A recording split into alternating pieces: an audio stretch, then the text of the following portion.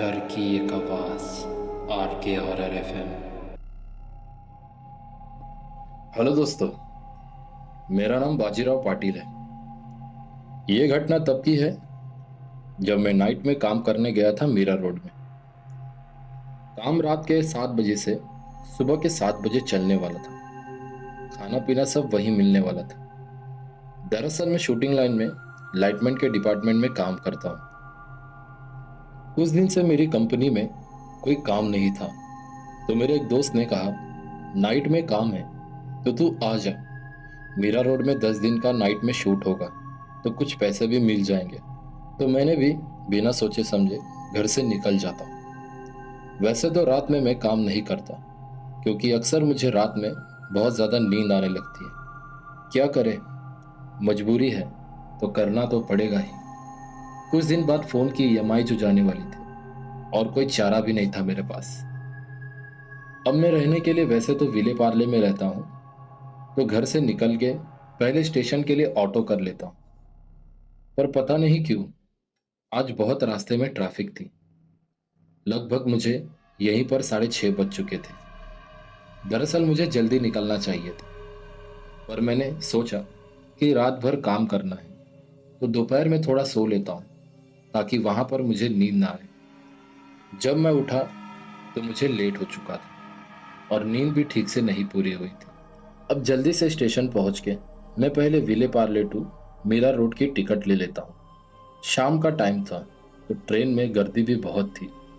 लोग local train में जैसे लटक लटक कर जाते हैं, तो उन्हें देखकर मुझे बहुत ही डर लगता है। कभी कुछ हादसा हो जाए तो घर वाले कैसे जीते होंगे। यही सब सोचते सोचते मैं मीरा रोड स्टेशन पहुंच जाता हूँ।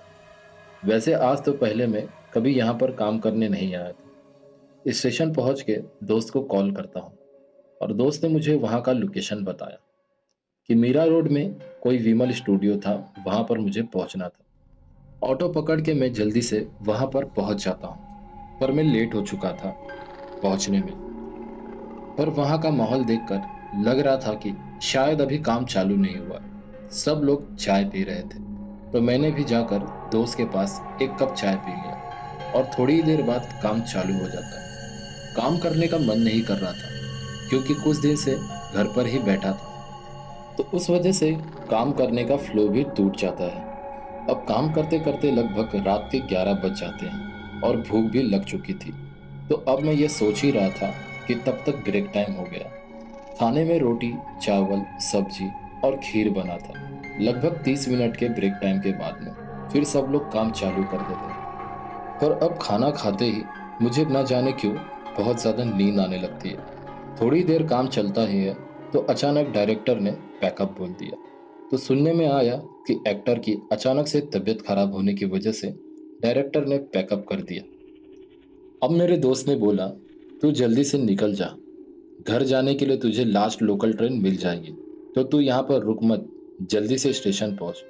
मेरा घर तो यहीं पास में है, तो मैं चल के भी पहुँच जाऊँगा। अब मैं जल्दी जल्दी पहुँचने की कोशिश करता हूँ, मुझे लास्ट ट्रेन मिल जाएगी। लगभग 12:30 की लास्ट लोकल ट्रेन थी, पर मुझे निकलते निकलते ही 12 बज चुके थे।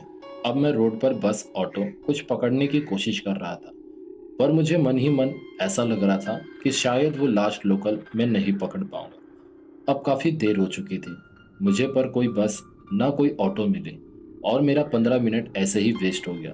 लगभग 12:15 हो चुके थे। तभी पीछे से एक बाइक वाले ने मुझे पूछा कि भैया कहाँ जाओगे। मैंने भी कहा, भैया मुझे मीरा रोड स्टेशन जाना है। तो उन भैया ने मुझसे कहा, चलो मैं छोड़ देता हूँ। मैंने सोचा चलो, अगर गाड़ी छूट भी गई तो स्टेशन पर ही रात को रुक जाऊंगा, और सुबह वहां से गाड़ी पकड़कर निकल जाऊंगा। भैया ने मुझे 15 मिनट में स्टेशन पहुंचा दिया, और मैं भाग भाग के जाने लगा। पर जैसे ही स्टेशन पहुंचा, तो जस्ट गाड़ी निकल चुकी थी। अगर शायद मैं 5 मिनट पहले पहुंच जाता तो शायद वो गाड़ी पकड़ लेता।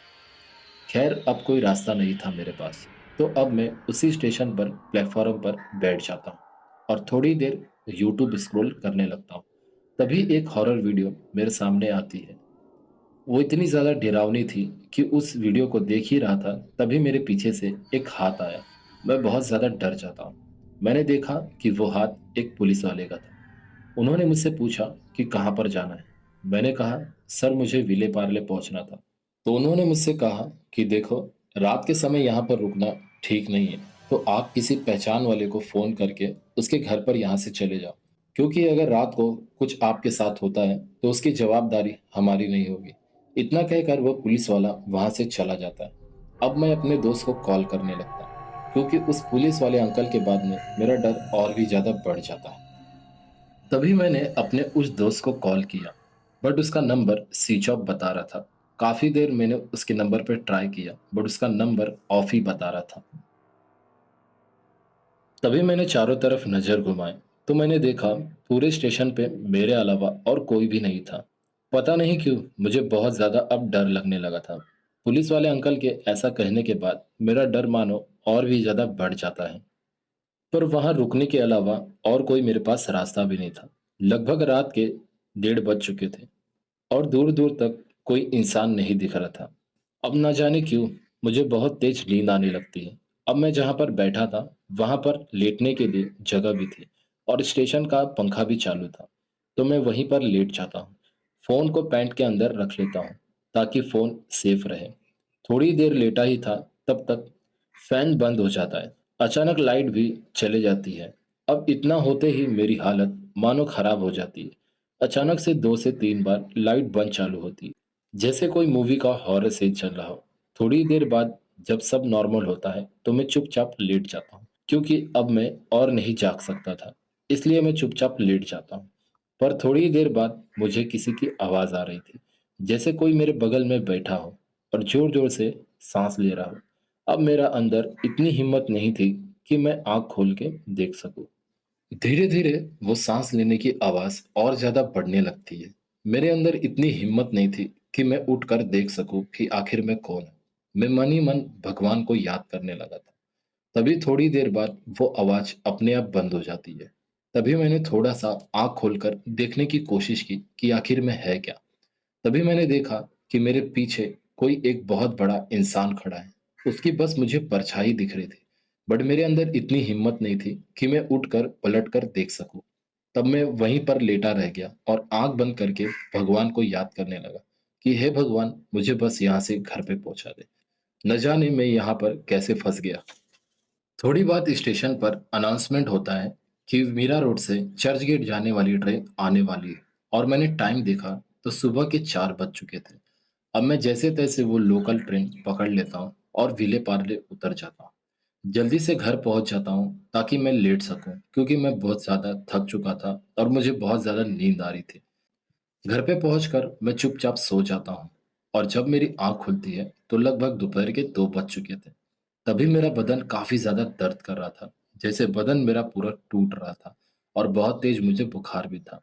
तभी मेरी मम्मी ने मेरे गर्दन पर एक अजीब सा निशान देखा, जैसे मानो किसी के काटने का निशान था, और उस निशान को देखकर मुझे और ज़्यादा डर लग रहा था।